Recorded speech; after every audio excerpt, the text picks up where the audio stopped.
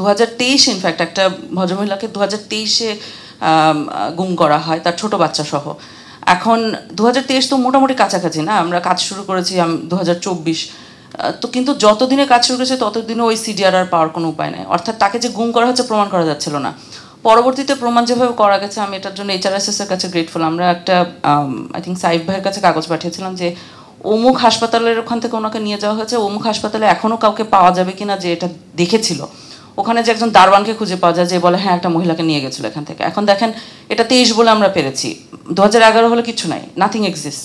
এই একটা সমস্যা আমরা ফেস করছি যে সময় অনেক এভিডেন্স জাস্ট নাই করে দেয়। যার উপরে যেটা ঝামেলা করছে সেটা হলো এভিডেন্স ডিস্ট্রাকশন, মানে যে কী পরিমাণে এভিডেন্স ডিস্ট্রাকশন হয়েছে এটা আসলে ইয়ত্তা নাই। মানে একটা জায়গায় যেহেতু সেদিন শুনলাম ওরা বলছে যে হ্যাঁ 5ই আগস্টের পরে কয়েক টন আর কি কাগজ এখান থেকে নিয়ে যে পুড়িয়ে দিয়েছি, মানে জাস্ট এখন পুড়িয়ে তো দিয়েছে, আমাদের কিছু করার নেই, মানে পুড়িয়ে তো দিয়েছে, ওটা তার খুঁজে পাবো না আমরা। এই জিনিসটা বিভিন্ন জায়গায় হয়েছে। আপনি কি জানেন যে যাতে কম্পিউটার থেকে রিট্রিভ না করা যায়, মানে ফরেনজিক করে আপনি ডেটাটা রিট্রিভ করতে পারবেন এই অবস্থায় আনার জন্য শুধু যে ডেটা ডিলিট করেছে তা না, বসে বসে হার্ড ড্রাইভ হাতুড়ি দিয়ে ভাঙা হয়েছে, প্রত্যেকটা ডিপার্টমেন্টে বসে বসে এই কাজটা করেছে। ঠিক আছে, এটার উইটনেস আছে, তারা আমাদেরকে বলছে হ্যাঁ এটা হয়েছে, এখন হয়ে গিয়েছে, এখন তো ওই হার্ড ড্রাইভ এখন আর ফেরত পাওয়ার উপায় নেই।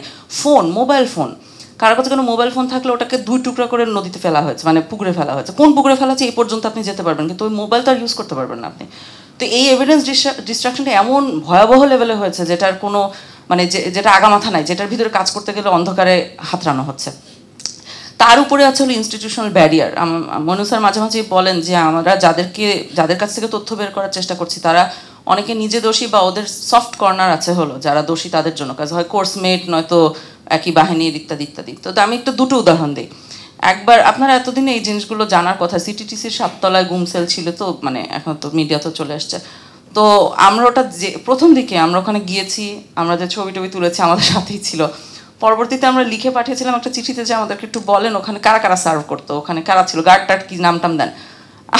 এখন আমাকে লিখে পাঠিয়েছে যে ওখানে তো কোনো সেল ছিল না। আচ্ছা, এটা মানে এত অদ্ভুত লেগেছে। আমি তারপর ফোন করে বলেছি যে ভাই এগুলো লিখবেন না, কারণ আপনি আমার সাথে গিয়েছেন, আমরা দুজন মিলে ওখানে ছবি তুলেছি, আমিও জানি ওখানে সেল ছিল, আপনিও জানেন, আমার কাছে তো ছবি আছে, আপনি কি করবেন, এটা বলে লাভ আছে কোনো? তখন বলে হ্যাঁ না সরি ভুলে গেছে।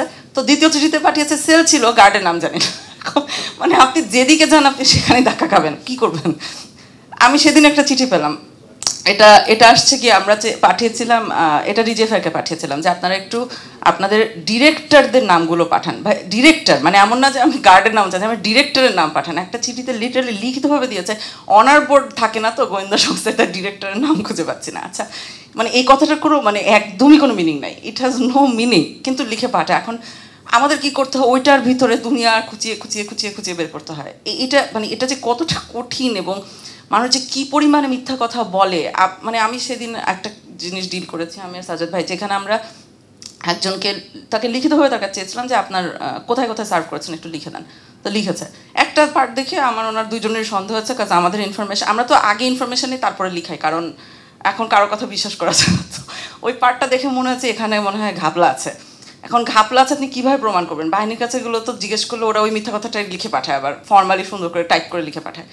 তখন আমরা যে তার ট্র্যাভেল হিস্ট্রির ডকুমেন্ট খুঁজে বের করেছি, মানে সারাটা দিন গেছে, সেটা লিটারালি এন্টায়ার ডে আমরা চুপচাপ ওখানে একটা জায়গায় অফিসে বসেছিলাম। আমাদেরকে বলে আপনারা চলে গেলেও পারেন, আমরা পাঠাই দিব। বলছি না না, তো যেটা পাঠাবেন আমরা চলে যাওয়ার পরে ওটা না, আমরা এখানে বসে থাকার পরে হাতে দিয়ে দেন, হাতে নিয়ে যাই। দ্যাট ওয়াজ সকাল 10টায় শুরু করলাম, বিকাল 4টার দিকে ওখান থেকে ছেড়েছি, জাস্ট কয়টা কাগজ, 3-4টা কাগজ নেওয়ার জন্য। হ্যাঁ, মানে তাহলে বোঝেন কি ইম্পসিবল একটা টাস্ক করতে দেওয়া হচ্ছে। 1800টা কেসের ক্ষেত্রে এটা কীভাবে করবো?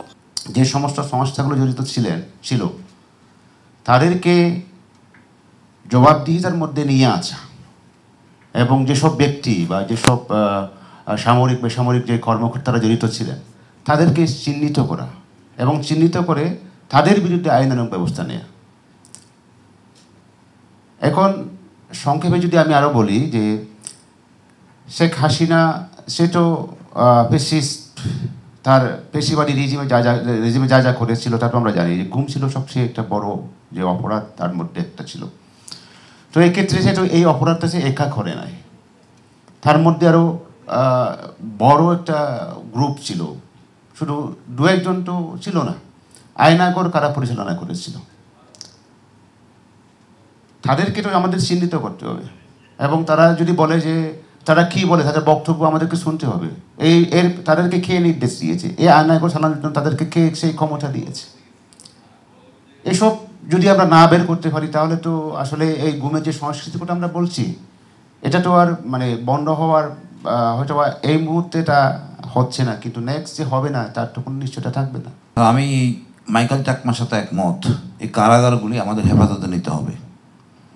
তার আগেই আমি মনে করি বাংলাদেশে বসবাসরত যত বিদেশি নাগরিক এক্সচেঞ্জ তাদেরকে এটা ভিজিট করাতে হবে। এগুলি সাক্ষী, এনারা ভিজিট করলে নাহলে কিন্তু আজকে আসে অত আমরা এর পরের 5 বছর পর যে আবার হাসিনা ফেরত আসবে না, আবার এন্টি প্রপাগান্ডা হবে, আমরা বেকায়দায় পড়ে যাব। এটা সবাই দেখা উচিত, হাসিনা কেমন ছিল, কেমন আমরা ছিলাম, কেমন ছিল বাংলাদেশ। এই কারাগারগুলি এই 3.25 ফিট বাই 6.25 ফিট জায়গার মধ্যে ছিল, পুলিশের ভিতরে আবার একটা বাথরুম আছে, এটা জানা উচিত, পুরো বিশ্বের দেখা উচিত কেমন ছিল হাসিনা। এটা যত বেশি দেখাবেন আপনারা তত শক্তিশালী হবেন, এবং যত রাষ্ট্রদূত আছেন আমাদের দেশে তাদের সবার যাওয়া উচিত, বিশেষ করে ইন্ডিয়ান রাষ্ট্রদূত অবশ্যই। রাজনীতিবিদ বা বাংলাদেশের যে সমস্ত রাজনৈতিক দল আছেন যারা সামনে ক্ষমতায় আসবেন বলে ধারণা করা যায়, বা সরকারি দলে থাকুক বা বিরোধী দলে থাকুন, তাদেরকে এই আলোচনাটা শোনানোটা জরুরি। কারণ তাদেরকে বুঝতে হবে যে বাংলাদেশে কি ঘটে গেছে এবং এটার বিচার না হলে বাংলাদেশে আবার কি আসতে পারে। এই জিনিসটা তাদেরকে জানানো অসম্ভব জরুরি। আমি মনে করি যে আমাদের উপদেষ্টাদের যেমন জানা দরকার, ঠিক একইভাবে বা তার চেয়ে বেশি তাদের জানা দরকার। কারণ এই উপদেষ্টা পরিষদের মেয়াদ ফেব্রুয়ারির পরে শেষ হবে, তারপরে তারা দেশের দায়িত্ব গ্রহণ করবেন। তারা যদি এইটার গ্র্যাভিটি বুঝতে না পারেন, এইটার ব্যাপারে তারা যদি দায়িত্ব পালন না করেন, তাহলে বাংলাদেশ যে কারণে এত রক্ত দিয়ে বিপ্লবের মাধ্যমে একটা পরিবর্তন আনলো, সেই অর্জনটা ব্যর্থ হয়ে যাওয়ার সমূহ আশঙ্কা আছে।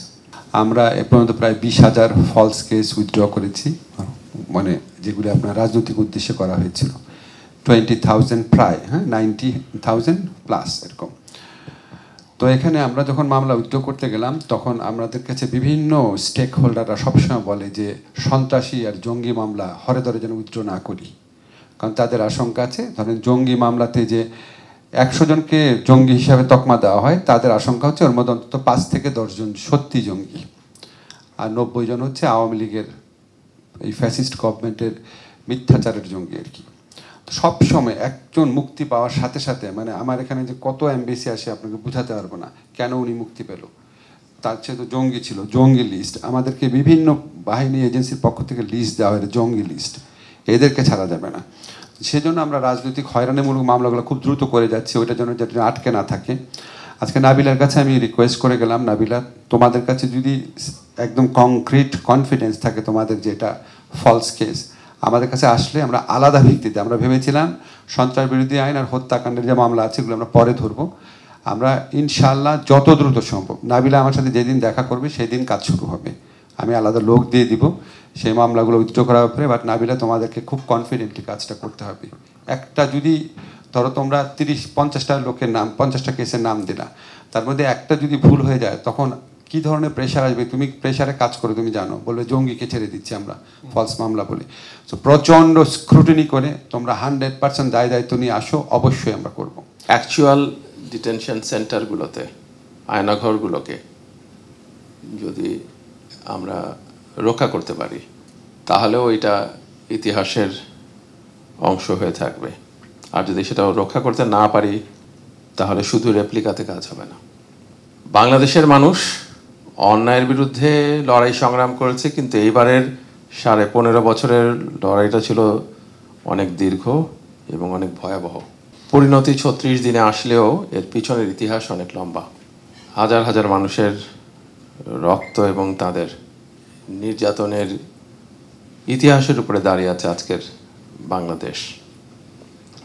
আমি বিশ্বাস করি এবং জোরালোভাবেই মনে করি যে OHCHR-এর ঢাকা যে মিশন এবং গুম কমিশনের যৌথ উদ্যোগে আমাদের বাংলাদেশের মানুষকে, যারা নির্যাতিত হয়েছিলেন, গুমের শিকার হয়েছিলেন এবং অনেকেই বিচার বহির্ভূত হত্যাকাণ্ডের শিকার হয়েছিলেন, তাদের বিচার প্রাপ্তির ক্ষেত্রে একটা পথ দেখিয়ে দিয়ে যাবেন, যেটা শুধু দুটা ট্রাইব্যুনালেই আমি বিশ্বাস করি এটার সমাধান হবে না। চিফ প্রসিকিউটর ভাবতে পারেন যে আরও ট্রাইব্যুনালের প্রয়োজন আছে কিনা, উপদেষ্টা আছেন এখানে, আইন উপদেষ্টা বিচার করবেন। তবে সব শেষে যে কথাটা বলবো, আমি মনে করি আইন উপদেষ্টা এটা সিরিয়াসলি দেখছেন, কারণ এই আইনটা নিয়ে উনি অত্যন্ত কঠিনভাবে লেগে আছেন। এখানে যে দুটা প্রশ্ন বলা হলো, যে যারা এখনো গুমের ভিকটিমরা মামলা টেনে বেড়াচ্ছে, এটা ভেরি সিরিয়াস ইস্যু, এটা আমরা অবশ্যই দেখব। আর আরেকটা হচ্ছে যে ভিকটিম ফ্যামিলিগুলোর তাদের ব্যাংক অ্যাকাউন্টে অ্যাক্সেস করা, এটাও আশা করছি দ্রুতই সমাধান হবে।